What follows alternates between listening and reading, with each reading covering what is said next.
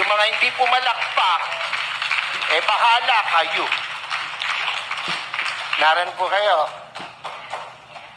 Pansinin nyo, noong panahon niya na nakaupo, mga politiko'y takot na gumawa ng mali.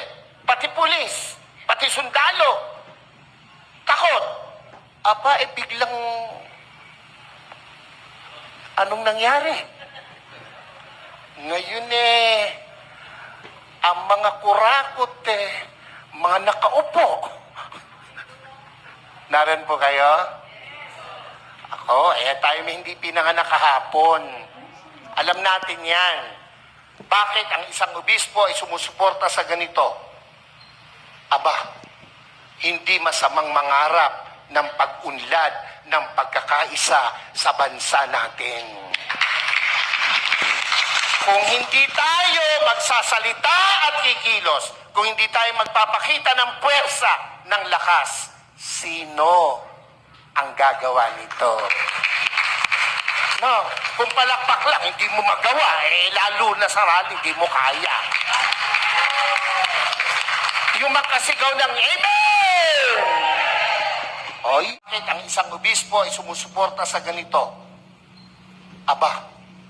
Hindi masamang mangarap ng pag-unlad ng pagkakaisa sa bansa natin. Pag matino ang nagpapasunod. Amen po ba? Amen po ba? Nako, kung mayroong napakabait, Pilipino na.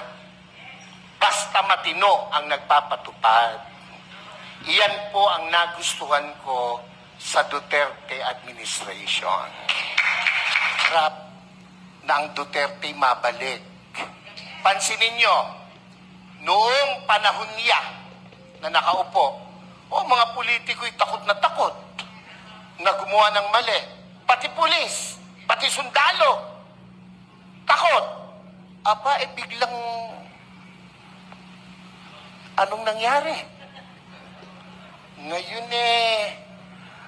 ang mga kurakot mga nakaupo. Kahit ako po ay isang obispo, pare, alam niyo naman si Pangulo, pag binanggit ang pare, dumudura. Hindi man ako kasali doon. Ang katwiran ko, hindi naman lahat.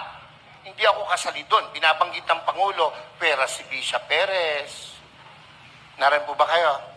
Ba't ako masasali, kapogi kong ito? Biro lang po, pero yun po ang totoo. Noong ako po'y nag-aaral, paborito ko pong guro, may katapangan. Nakikinig lahat ng kaklase ko. Pag ang guro ay napakabait, naglalaro yung mga klase ko.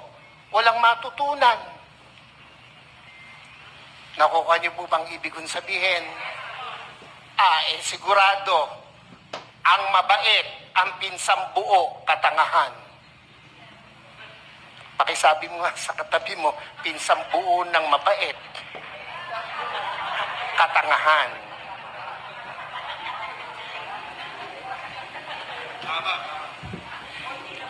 Ako po ay isang professor din by profession. Isa po ako sa kinatatakutan ng mga estudyante. Pag ako po'y naglalakad sa koridor, nauubos ang estudyante. Pag pumasok ako sa pintuan, tahimik para mga pinitpit na luya ang mga bata. Pero isa lang ang aking sinisigurado, may matututunan ang mga bata sa akin. Kaya po, ako ay kinatatakutan pero pinakamamahal ng mga estudyante. Naran po kayo. Naran po kayo.